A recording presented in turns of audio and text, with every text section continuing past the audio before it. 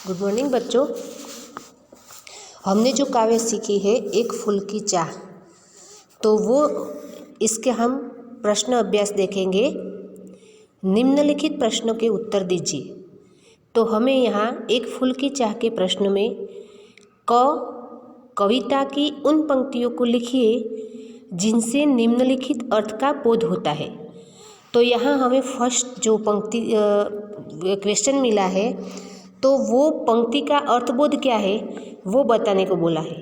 तो यहाँ हमारा फर्स्ट क्वेश्चन है, सुखिया के बाहर जाने पर पिता का हृदय कांप उठता था। तो कौन सी उन चार पंक्तियाँ हैं हमारी काव्य में से? तो आप पंक्तियों में जाके देखेंगे। मैं आपको यहाँ बता देती हूँ कि सुखिया के बाहर जाने पर पिता का हृदय कांप उठता है। तो हमारी काव्य में से पंक्तियाँ कौन सी है कि मेरा हृदय कांप उठता था, बाहर गई निहार उसे, यही मानना था कि बचा लूँ किसी भांति इस बार उसे। तो आप इसके आंसर में ये चार पंक्तियाँ लिखेंगे। ओके, नेक्स्ट, पर्वत की चोटी पर स्थित मंदिर की अनुपम शोभा। तो ये हमें सेंटेंस मिला है, उसके आधार पे आप कौन सी पंक्ति लिखेंगे? तो हमारे काव्य में पंक्तियाँ दी है कि ऊंचे शैल शिखर के ऊपर मंदिर था विस्तीर्ण विशाल, स्वर्ण कलश सरसिज विहसित थे, पाकर समुदित रवि कर जाल। तो ये चार पंक्तियाँ हमें इस सेंटेंस के लिए दी गई है। तो इसके आधार पर आप क्वेश्चन आंसर भी सॉल्व कर सकते हो। ऐसा कोई भी क्वेश्चन है कि सुखिया के बाहर जाने पर पिता का हृदय क्यों कांप उठता था, तो ये चार पंक्तियों के आधार पे आप उसका आंसर भी बना सकते हो। और यहाँ तो हमें चार पंक्तियाँ ही लिखनी है। और जो सेकंड है, पर्वत की चोटी पर स्थित मंदिर की अनुपम शोभा, तो मैंने जो बताई कि चार पंक्ति कौन सी है कि ऊंचे शैल शिखर के ऊपर मंदिर था विस्तीर्ण, तो वो चार पंक्तियाँ यहाँ लिखनी है। इसके बाद इसके अलावा जो हमें कोई क्वेश्चन आंसर पूछा जाए कि पर्वत की अनुपम शोभा, मंदिर की अनुपम शोभा कैसी थी, तो ये चार पंक्तियों के आधार पर मैंने जो समझाया था वैसा आप लिख सकते हो। नेक्स्ट सेंटेंस है हमारा, पुजारी से प्रसाद फूल पाने पर सुखिया के पिता की मनःस्थिति। कि पुजारी ने जो प्रसाद फूल दिया तो सुखिया के पिता की मनःस्थिति क्या है, तो उसके आधार पे हम कविता से कौन सी चार पंक्तियाँ लिखते हैं। तो भूल गया उसका लेना झट, भूल गया उसका लेना झट, परम लाभ सा पाकर में, सोचा बेटी को माँ के ये पुण्य पुष्प दूँ जाकर में। तो ये चार पंक्तियाँ इस सेंटेंस के लिए दी गई है। तो अब इसके आधार पे हम क्वेश्चन आंसर भी सॉल्व कर सकते हैं। अब नेक्स्ट है चौथा, पिता की वेदना और उसका पश्चाताप। तो इसके आधार पे हम हमारी काव्य में से चार पंक्ति कौन सी लिखेंगे कि पिता की वेदना और उसका पश्चाताप। तो अंतिम बार गोद में बेटी तुझको ले न सका मैं, हाँ, एक फूल माँ का प्रसाद भी तुझको दे न सका, हाँ। बस ये चार पंक्ति इस सेंटेंस के लिए है। और जब ये हमको क्वेश्चन आंसर में सॉल्व किया जाए कि 2 मार्क्स का है या 4 मार्क का क्वेश्चन आंसर है, तो पिता की वेदना, जब अंतिम बार जब घर पे आए पिताजी, जो 7 दिन की कैद खाने में सजा काट के, तब पिता की वेदना क्या थी बेटी की राख देख के, तो उसके आधार पर ही हम ये क्वेश्चन आंसर सॉल्व कर सकते हैं। अब आगे क्या है कि बीमार बच्ची ने क्या इच्छा प्रकट की। तो बीमार बेटी ने क्या, बीमार बेटी है थी, सुखिया थी, तो उसकी क्या इच्छा थी।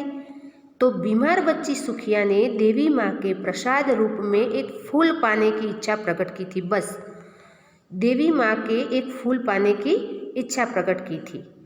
ग है, सुखिया के पिता पर कौन सा आरोप लगाकर उसे दंडित किया गया। सुखिया के पिता पर, क्योंकि सुखिया के पिता क्या फूल लेने गए थे, और सुखिया का पिता एक अछूत है। अपनी मृतप्राय पुत्री की अंतिम इच्छा पूरी करने के लिए वह देवी माँ के प्रसाद के रूप में फूल पाने के लिए मंदिर में प्रवेश करने के लिए जाते हैं। इस कारण मंदिर की पवित्रता और देवी की गरिमा नष्ट करने का आरोप लगाया गया उन पर, जिसकी सजा उसे 7 दिन की कैद के रूप में मिली। तो ये आरोप दंडित किया गया था कि 7 दिन की सजा मिली। आगे ग है, जेल से छूटने के बाद सुखिया के पिता ने अपनी बच्ची को किस रूप में पाया? तो जैसे हम जानते हैं कि जब 7 दिन की जेल हुई थी सुखिया के पिता, वह घर आए तो कैसे रूप में अपनी बच्ची को पाया?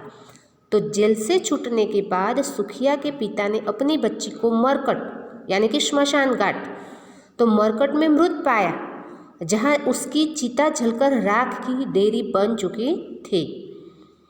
अब क्या है, लॉन्ग क्वेश्चन आंसर है। इस कविता का केंद्रीय भाव अपने शब्दों में लिखिए। तो इसमें क्या है, स्टार्टिंग से लेकर अंत तक हमें लिखना है कि सियाराम शरण गुप्त की एक फूल की चाह प्रसिद्ध और लंबी कविता है। उसका ये अंश है, समाज में व्याप्त अस्पृश्यता या छुआछूत की समस्या यहाँ चिन्हित करती है। एक समस्या यह यहाँ आज भी है कि महामारी की चपेट में आई एक अछूत कन्या सुखिया, तो उसकी अंतिम इच्छा क्या थी कि देवी माँ के प्रसाद का एक फूल प्राप्त करने की। तो पिता वह फूल लेने के लिए जाते हैं, तो अछूत पिता ने सभी तरह प्रतिबंध बावजूद मंदिर में आराधना करने के लिए प्रसाद पाने की ठान ली। तो ये सब हमें इस कविता का केंद्रीय भाव अपने शब्दों में लिखना है, पूरे कविता का भाव। तो लास्ट पैराग्राफ में हम लिखेंगे कि लास्ट में जब पिता कारावास मिला, 7 दिन की कठोर कारावास पूरा करके घर आते हैं, फिर मृत प्राय बच्ची सुखिया के बारे में बताता रहा, परंतु किसी ने उसकी न सुनी तो उसे सजा भुगतनी पड़ी।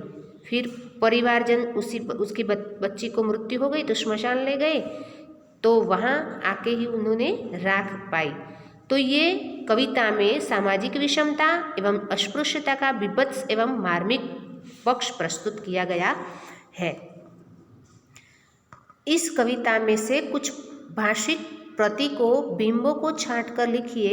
जैसे कि हमें उदाहरण मिला है, अंधकार की छाया, तो अश्रु राशियाँ, जो जैसे कि हमें भाषिक प्रतीक है उसका नाम ही लिखना है। तो एक हमें उदाहरण के तौर पर दिया है कि अंधकार की छाया, तो इसके बाद हम लिखेंगे अश्रु राशियाँ, हृदय चिताए धधकाकर, अलस दोपहरी, जलते से अंगारों से झूलती सी आंखें, स्वर्ण कलेश सरसिज विहसित।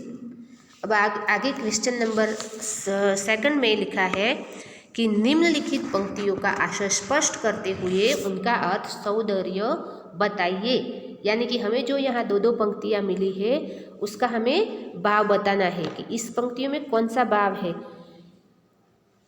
फर्स्ट है, अविश्रांत बरसा करके भी आंखें तनिक नहीं रहती।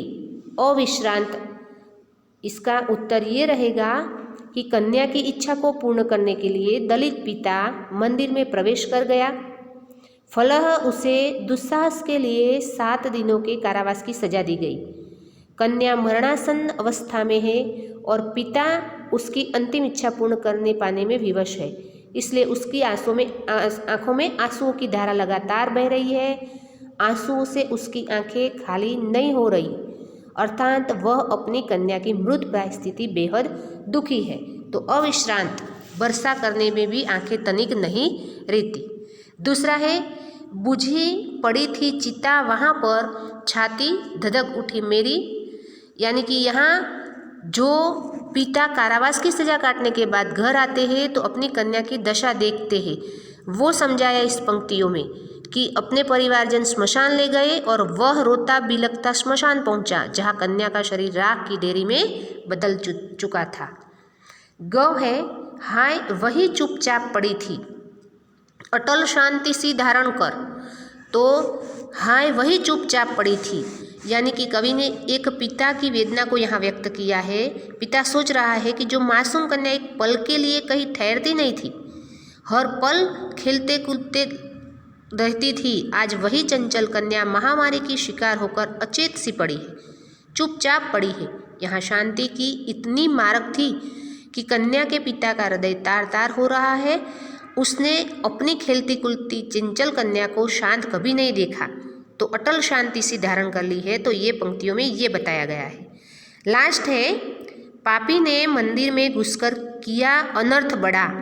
तो यहाँ जो पिताजी, सुखिया के पिताजी एक फूल लेने के लिए मंदिर में जाते हैं अपनी बेटी के लिए, तो यहाँ पे सामाजिक विभेद का एक प्रसंग बताया गया है कि जिसके केंद्र में छुआछूत है, मंदिर में अछूतों का प्रवेश निषेध था। लेकिन अपनी मरणासन्न कन्या की अंतिम इच्छा तो पूर्ण करने के लिए अछूत पिता मंदिर में देवी के प्रसाद के रूप में फूल लेने के लिए गया तो ठेकेदार पुजारियों ने अपना मंदिर का अपमान समझकर अछूत मंदिर में घुसकर पाप किया। इसके चिरकाल से चली आ रही तथाकथित मंदिर की पवित्र परंपरा को नष्ट कर दिया। वह पापी है, अतः उसे दंड मिलना चाहिए। ये बताया गया है इस पंक्तियों में। तो आप इतनी एक्सरसाइज लिखेंगे। सबसे पहले आप है ना ये शब्दार्थ और टिप्पणियाँ लिख देंगे। इसके बाद मैंने जो समझाया वो क्वेश्चन आंसर सॉल्व कर देंगे। इसके बाद जो मैं विशेष क्वेश्चन आंसर दूंगी वो भी आप सॉल्व करेंगे। Thank you.